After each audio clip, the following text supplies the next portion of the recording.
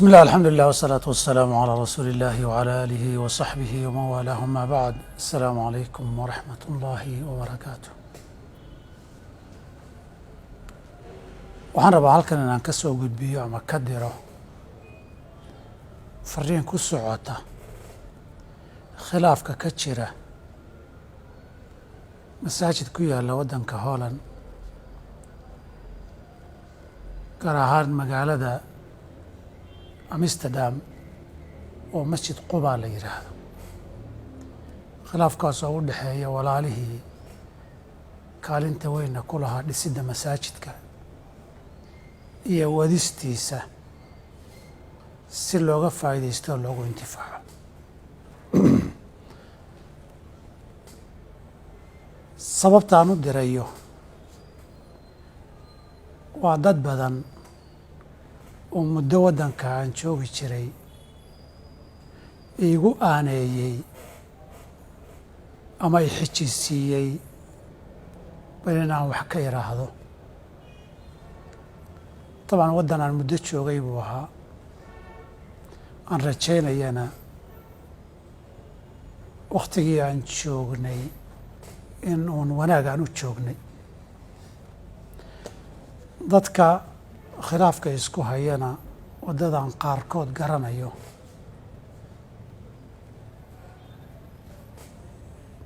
khilaafkan aanu maanan ogeyn ilaa kilibya la ii soo diray in meesha askar iyo boolis timid ah laakiin kadib kilibyo iyo codad badan oo dhinacyada ama guddidad ahaa ama dhinacyadaysa qaarkood gaar ahaan sheekh sultaan kilibyo badan oo uu duubay markaan dhegaystay waxaa iga soo baxday khilaaf waqti dheer soo jiitamayey inuu ahaa khilaafkaana u dhici kale dee dhib iyo wax badan sababi karo kadib haddaba markay dad ama gudaha Holland jooga ama bannaankeeda jooga oo akhyaar iyo culimo iyo ducaad u badan ay iga codsadeen meeshina la kala fog yahay oo ayna sahlanayn si fudud in lagu gaadho ayaan rabaa halkan fariinta inaan u mariyo waxaan rabaa marka koobaad iyo mar labaad iyo mar saddexaad inaan walaalaha xasuusiyo ilaahay inay ka baqaan mu'asasadan iyo masaajidkan iyo maalka iyo hantida muslimiinta lagu aaminay ee adduun iyo aakharaba inay dadku ka faa'iidaan loogu talagalay xumaan iyo isxagxagasho dhexdooda ah inaan mustaqbalkii mashruuca iyo masaajidkaas iyo dadkii kala duwanaayee maal gashaday aan loo khasaarinin runtii masaajidkan oo kale dhisiddiisu dhib yar iyo hawl yar maaha dhaqaalo yarna kuma dhismin dhaqaalaha waxaa bixiyey dad badan oo isugu jira kuwa gudaha Netherland iyo Holland jooga iyo dad dibadihiisa jira kuwa Netherland iyo jooga waxay isugu jireen kuwa magaaladu ka dhisan yahay jooga iyo kuwa magaalooyin kale jooga on markaa iyagu dadka dibadda ka jira iyo dadka magaalooyinka kala degan ajir iyo walaalihiin garab istaagay ka ahayde iyagu waad intifaacsanaysaan kama ahayn dadkii xoolaha ku bixiyey inna waa dhimatay inna waa noosha labadubana aakhira inay ajir ka helaan bay ugu aamineen dadkan hawsha haya ishaya intii noolna xataa intii magaalada joogtay qayb baan joogin oo hadda ka tagtay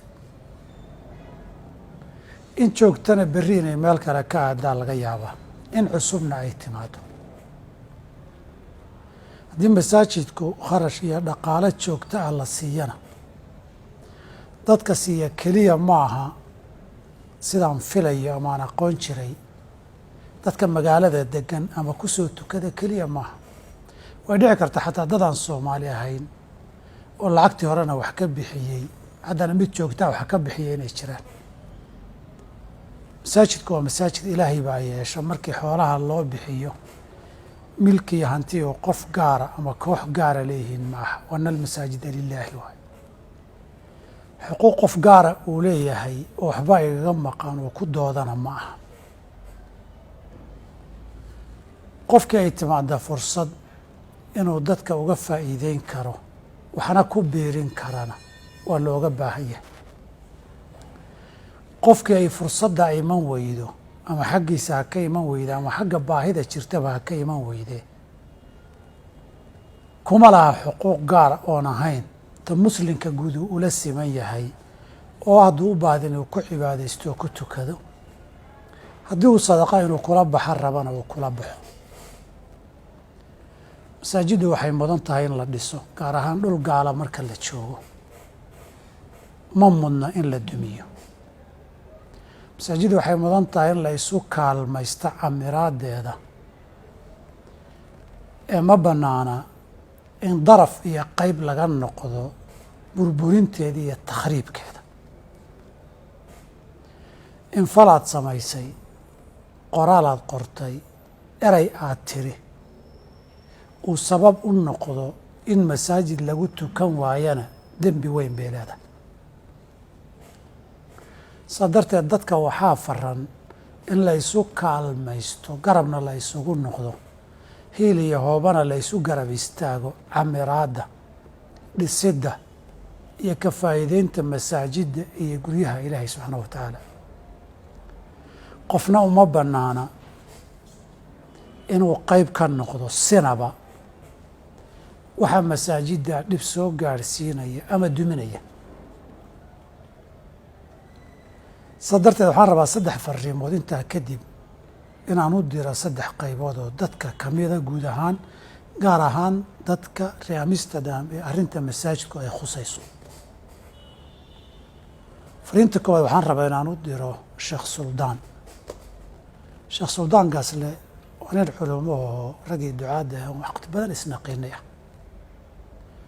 wuxuuna ka mid ah dadkii masaajidkan u soo dadaalay, waqti badanna soo geliyey inuu dhismo lana dheefsado. intii khilaafku dhacayna waan arkay kilibyo badan oo sheekhu duubay oo uu kaga warramayo khilaafkan iyo say wax u jiraan iyo say wax u dhaceen. waan dhegaystay oo kaga sheekeynaya weliba khilaafku inuu muddo soo jiitamayay oo daba dheera. waxaan rabaa Sheekh Sultaan inaan idhaahdo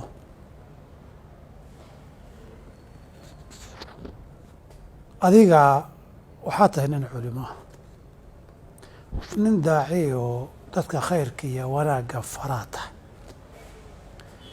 wixii wanaagga intaa laga shaqayn karo qofkii hormuudka ka shaqaynayay baa tahay.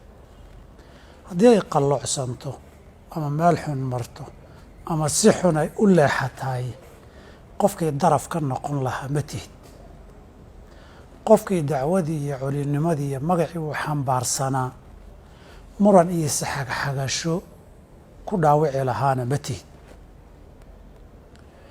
haddii lagaa gardaran yahay ama si aan saxnayn lagula dhaqmay, qofkii sabri lahaaba adiga ah.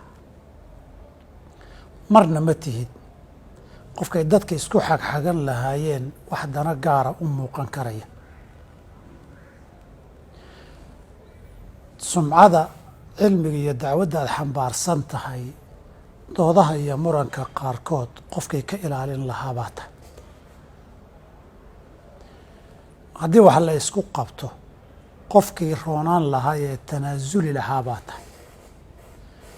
qofkay dhalinyaro yaryara oo ardaydiisaa ay isku xagxagan lahaayeen masaajid ma tihid. waddankaa dhan baad sheekh iyo culimo u tahay, aqoontaada iyo cilmigaagana loo baahan yahay. waxay cilmi iyo dacweed soo qabatay haddii wakhtiyada qaarkood qalad dhacaanna waxa lagaa rabo cashiradii aad fidinaysay ee ahaa idfac bilatii hiya axsan. sabirkuna markan oo kale iyo qofku inuu dul qaato oo dhinaca wanaagsan ka eegana caaqibo wanaagsan bay adduunka iyo aakhiraba dhexashiisaa. dadka intay isdacweeyaan oo la isdacaayadeeyo oo dacwade maxkamad gaala masaajid la isgeyn lahaa, sheekh sultaanow ma tihid, maqaamkay kugu habboonaana ma aha. muranaad qayb ka tahay masaajid inuu u dumo ninka ay qabatana ma tihid. ardada ilaahina waa waasic, dacwaduna way furan tahay. intaa waddanka aada joogtay, waaga waddanka anigu aan tegay aakhirkii 95kii, sheekh adoo joogaan kuugu imid oo dacwo ka wada. markaan aakhirkii 205kii ka soo tegayna adigoo joogoo dacwo ka wadaan kaaga imid. intii ka dambaysana waxaan rajaynayaa dacwo iyo khayr iyo wanaag badan inaad geysid. sheekh sultaan oo cimri tegay ceeb laguma sagootiyo. ardadaadii iyo dadkaad wax soo bartay iyo dadaalkaad masaajka u soo qabatay ee ilaahay dartii ahaa kaa dayacmi maayo. hadda dariiqa ay gashay in masaajid ilaahay gaalo aada isula tagtaan, labada qof kii roonaan lahaaba adiga ah. qofkii isagoo ay masaajid dad kale isku haystaan gaal maxkamad ula tegi lahaa ma tihid. walaalow khayr allaha ku siiyo. alcilmu raximun bayna ahlihi, cilmigu waa xigta iyo xididnimo dadka ka dhexaysa iyo qaraabtinimo gaara. wixii dhacay ee qaldamay dabaqabashuu leeyahay. waxaana la yidhahdaa dadku markay dad isqabtaan iyo carada iyo xintanku xaqa way dhaafisaa. walaal nin culimo aad tahay, ilaahay u soo laabo. iscaydhcaydhsigan maqaamkaagii ma aha. cilmigiiyo dacwadaad xambaarsan tahay waxay mudnaydna ma aha. ninay dad masaajid ku haystaan oo maxkamad gaala inuu tago ay habboon tahayna ma tihid. caanadaatee waa la daba qabtaa. masaajidkaad wax ka soo dhistay inuu dumo qayb ha ka noqon. oo hadday dad kale iyagu sidaa doonayaan, uddaa gacantooda ha ku dumo, ceebteedana dunida ha yeeshaan. wixii dembi iyo cadaab ka dhasho aakharana iyagoo qoorta ha sudhaan. ma tihid ninkii koowaad ee masaajid intuu abaabulay ardayna wax soo baray la afgembiyey ma tihid. intaan joogay waxaan xasuustaa sheekh abu sayid axmed salaam, sheekhan tilburukh degan ee asalka syriya ka soo jeeday. masaajid magaalada ay lacag ururiyeen ay dhiseen isagoo mu'tamar Spain ku maqan. ardaydiisii niman waktigaa la dhihi jiray ma aqaano hadda meelay jiraan bushta ayaa la dhihi jiray, ay afgambiyeen oo furayaashii bedeleen. anoo Eindhoven joogu ii yimid, waraaq buu ii keenay fatwo ah oo masaajidka inaan lagu tukan karin, waa salaa fi daari almaqsuuba, guri la dhacay oo lagu tukanaya uu yahay. sheekhu waa xanaaqsanaa. intaan fariisay waxaan ku ihi sheekh, fatwadan way kaa khaldan tahay. daari almaqsuuba waxaa noqda milkiga khaaska ee qofku leeyahay. masaajid dadka milkigiisu ka dhaxeeyey maamulku isqabsadeen daarulmaqsuuba ma noqdo. dhibkan wuu kugu dhacaye dhib labaad oo fatwo qaldan ah yeenan iyadana kugu meelmarin oo magaca kugu dhegin. runtii aad baan ula hadlay, wax badanna uu iga qaatay. masaajid kalea ilaahay siiye oo ka weynkii hore, kiina wuu iska baaba-ay oo dadkii intii wax faa'iidaysanaysay meeshii wax jiray bay aadeen. taas waxaan is leeyahay waa cashir tusaale noqon kara. shay ilaahay dartii qofkii uga taga cawadahu llahu khayran minhu. haddii mid kaliya mashruuc kala aada aasaasto, dad badan oo muslima garab kugu siin, kana dembi ka geli maysid, magaxumana kaa soo gaari mayso. insha allah mid ka khayr badanna ilaahay baad ka heli. inta waxaan rabaa sheekh sultaan inaan iraahdo, xal ma aha, wanaagna ma aha isdaba orod iyo isdacaadeyn iyo iscayrsi iyo isdacweyn. masaajidna danu maaha, dacwana danu maaha. adiga maqaamkaaga iyo cilminimadaada iyo dacwadaadana danu maaha. midna waxaan rabaa inaan iraahdo darafka kale ee masaajidkii hadda jooga inaan fariin iraahdo. waxaanaad wada dhisteen eed wada hayseen inta aan sheekha iri waa ammaano, idinkuna ma lihidin, maalkiinoo khaasana ma aha. xoolahan intaa idinku la baxdeen inta dad kale la baxeen baa ka badan, in dhimata iyo in nool, in gudaha waddanka joogta iyo in ka baxsan, in magaalada idinla joogta iyo inaan idinla joogin, in timaadiya inaan imaanba. markii la dhisayna milki ilaahay buu noqdee, milki idinku aada leedihiin ma aha. masaajka dhisidiisii waa ku mahadsan tihiin iyo wixii aad dadaal geliseen, laakiin dumintiisa qayb ha ka noqonina. haddii uu u dumayo dood iyo murankan la ysku haysto, kuna badbaadayo inaad meesha iska daysaan, sida uu ku badbaadaya sameeya. waxaa ceeb idinku filan arday iyo sheekhoodii isxagxaganaya oo isdacaayadaynaya oo isdacweynaya. dadku masay wax u sheegaan bannaanka markay joogaan, mise markay idinla joogaan say wax u sheegaan waa kala laba. ani halkan waxaa igu yimid dad badan oo ka yimid Holland guud ahaan, Amsterdam kuwa ka yimidna waa arkay. dad sidaydoo kale reer waddanka ahaan jiray ama reer Amsterdam ahaan jira oo halkan igula noolo dad la soo xiriirayna waa arkay. dad kaleoo fara badan oo xaggiina joogo ila soo hadlayna waa arkay. idinkiiyo Sheekh Suldaanba waxaan rabaa inaan idin dareensiiyo, dadku waxay leeyihiin markii horena iyagaa isku qaboojiyey oo isku koobay, markii dambana intifaac iyo nacfigii bay isku qabsadeen. waxay isku haystaan wax markii hore la dhisay dadka ka dhaxeeyo la dhuunteen bay dhaqaalihiisii isku haystaan oo nacfi bay ku hardamayaan. waxay dooni dadku haydin dhahaan, waxaa muhimkii waa wixii ilaahay looga baqo. dhalinyaro ma aqaana diina dhalinyaro wadatihiinna u malayn maayo. ilaahay uga baqa meeshaas dagaalka iyo dooda iyo muranka ka socda. hadday wada jade joogistiinu masaajkii dumin ku tahay, dad wanaagsan oo wada waddanka lagama waayin, in wanaagsan oo meel gaadhsiisana lama waayin. masaajka ilaahay loo dhisay sabab ha u noqonina dumintiisa, dhibkiisana ha ka shaqaynina. xoolihiisuna waa ammaano, xuquuqdiisuna waa ammaano. midna waxaan dhihi lahaa dadka waddanka jooga guud ahaan iyo gaar ahaan dadka magaalada jooga, masaajid waa la intifaacsadaaye milki khaasa ma galo. maamulkii hayee ishayana meesha ayagu ma laha. mid daalim iyo madluum ah meesha ma jiro. qof dulmanoo loo gargaarina meeshan ma yaal. qof daalim oo lala dagaalamina meeshan ma yaal. qof xuquuq gaara laga haystana ma laha. qof xuquuq ka dhacayna ma jiro. hal mid baa idiin furan, idinkoo eegaya beyt ilaahay inuu yahay, idinkoo eegaya dad muslin inay wax ku darsadeen ay aakhare ajir ka sugayaan, idinkoo eegaya meel gaalo oo aada u dhib badan, waddan aada u dhaqan xunna inaad joogtaan. hal mid baa idiin furan, mid labaadna idiinma furan.